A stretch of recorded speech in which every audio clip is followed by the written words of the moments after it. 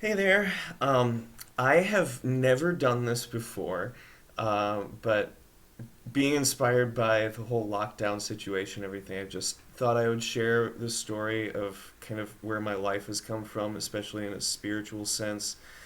A lot of Christians that you see, that you see their testimonies, and it's kind of like a story of I was face down in the gutter, and then I met Jesus, and now my life is totally amazing and wonderful. And those are awesome, and I love hearing them, but that's not my story.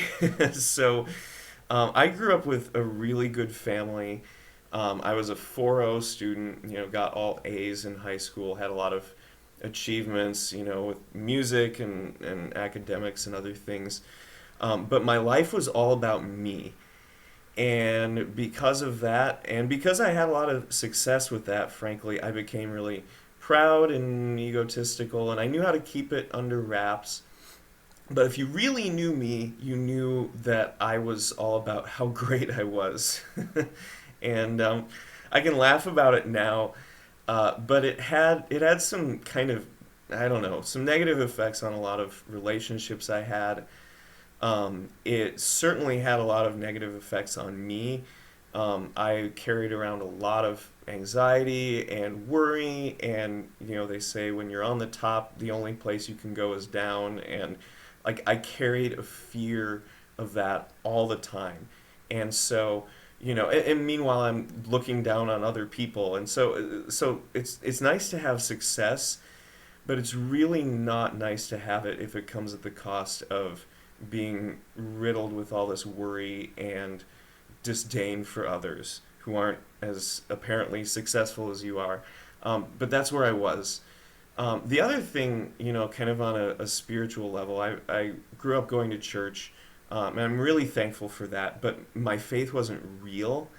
It was kind of like, things were one way in church, and God was real there because we just talked about it that way, but real life played by a different set of rules, and that was kind of more about me trying to, try as hard as I could and forge my own path and that sort of thing. And so, when I was 14, I was at this, big service type of thing.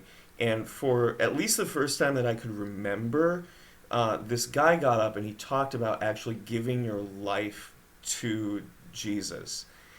And, like I said, it was the first time that I could at least remember hearing about that. And I was thinking about it, and I was like, okay, if I give my life to the Lord, I would have to do all the things that He wanted me to do and not necessarily all the things that I want to do. And I thought about that decision for a while because, there's some sacrifice involved in that. Like, it's not just about my own ambition anymore. And I thought, okay, I'm going to give this a shot, and just going to trust that Jesus is going to make me want the things that He wants.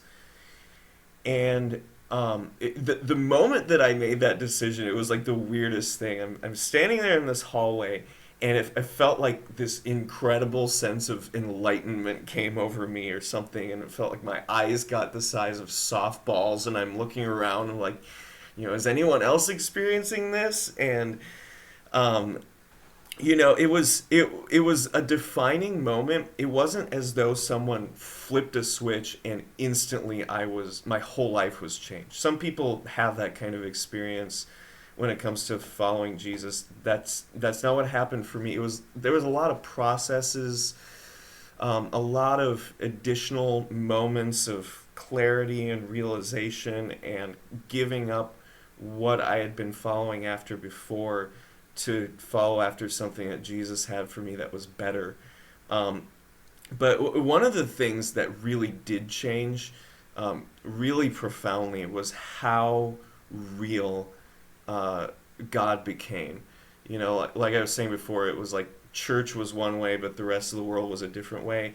And it was like suddenly I was starting to make Jesus like a part of my everyday life, and I would read the Bible, and I would pray, and that was great. But like there was no like voluntary reading the Bible and praying for me before that. Like it was like I was doing this thing and I wanted to, and I wasn't even sure where that was coming from.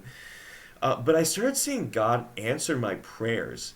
And before that, it was like, prayer was just throwing all these things out to the wind and hopefully my situation will get better. But after giving my life to Jesus, it was like I would see things distinctly get answered. And I started writing them down after a while. And I had this answered prayer journal that I kept. And I honestly gave up on keeping up with it after like 104 pages of answered prayers and stuff. But it was like that, like God is actually hearing me now. And I'm actually seeing what he's doing in my life, and it's and gosh, I've seen a ton of amazing stuff. My wife got healed. Like, we prayed over her in Jesus' name, and like she got healed of bipolar disorder, and she's been off of meds for years now, and is healthier than she ever was before that. And I prayed over this guy, who had just gotten out of the hospital. His ankle was all messed up and everything, and he had crutches, and like his pain was immediately gone, and he left his crutches right there in the middle of the street and walked away. And I saw him later, he never had those crutches again. And other people with broken bones and stuff. And it like this Jesus thing became super real. And that's so cool. Like I never thought it would be that way, because I grew up with, this religious idea of church is one way and real life is another, and it's just this religious thing that you have to do to, make God happy or something. Um, but and the other big thing that I've been enjoying in believing in Jesus is just going from this mentality of I have to keep up with my performance, with my achievement, to I'm now like God looks at me through this grid work of grace of like, you know, I'm never gonna be good enough with my own achievement, and so like God literally came to the world as a person and died to take on that burden of trying to prove myself, and and all the garbage that comes with. And instead I can just be forgiven for all my wrongs and seen through the grace that he has for me. And instead of just a performance driven, I hope I can please you type of thing, it's like I'm brought into his family as a child now. And that has had just a huge effect on me as a person. um, it's weird saying this, I think, in a way, but like I've become a lot more humble, and I know that's weird to say. But whereas before, if I saw someone who wasn't, living the way I thought they could be, they looked kind of unkempt, or, they weren't keeping up with their house or their lawn, or they had a job that I thought was, lower paying or less honorable or something like that, I was looking down on them because I thought I was better, and what the heck is this person doing wrong that they're not getting their act together? Whereas now it's like, we're all in the same boat. I'm no better than any other person. I had a profound, I don't know, realization of this, or I don't know, punctuation mark in my life with this. We were doing, I work with a Christian ministry now, and we do a lot of outreach and stuff. And we were at the train station, and we ran into this guy, and we had this amazing encounter with him. We prayed with him. One of my teammates connected with him on Facebook, and as I'm seeing his name on the Facebook page, I'm realizing I know who this guy is. Like, we went to high school together, and while I was Mr. Overachieving, egotistical person, he was like trying to be all gangster and tough and prove himself that way. And in my mind, he was sort of like the butt end of a joke. Like I didn't make fun of him to his face, but if I talked about him to other people, it was like, who is this guy? What a loser type of thing. And um, after seeing him on the streets, it just struck me how, God brought both of us from opposite ends of the world, you know, to this place where through Jesus we're now like in the same family. Like God changed me through Jesus in one way, he changed him through Jesus in another way. And now like that separation that the perception that I had and everything, like that's just thrown out the window. And so I was praying, God, help me to see him again so I can just share some of this stuff with him. And I did. A few weeks later, we saw each other again, and I stopped him as he's getting off the train, and I was like, "Hey, David, I got to share this with you." And I apologized to him for however I might have treated him, stemming from who I was at that time. And he was like blown away by that. We prayed together. This one random lady nearby was so moved by our prayers, she like joined in with us, and it was so cool. And we still see each other, and and we get to talk and kind of catch up and pray and just see what God's doing in each other's lives and stuff.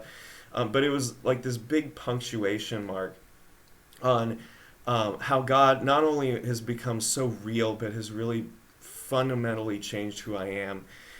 And so I really wanted to share this with you, not as like a pressure religious type moment, because I'm just not interested in that stuff. I'm not interested in forcing people to believe certain things or any of that. But Jesus has been so good to me, and I wanted to share that, just put that out there for anyone who wants to take a hold of that themselves. If it's something you want to talk more about, or you have questions, or you just really want to talk about anything, hit me up, because it's one of the biggest, it's really the biggest passion of my life. But like he's been so good to me, I would gladly share what experiences and knowledge that I have in Jesus with anyone who wants to know. So thanks for watching, and hopefully I'll talk to you soon.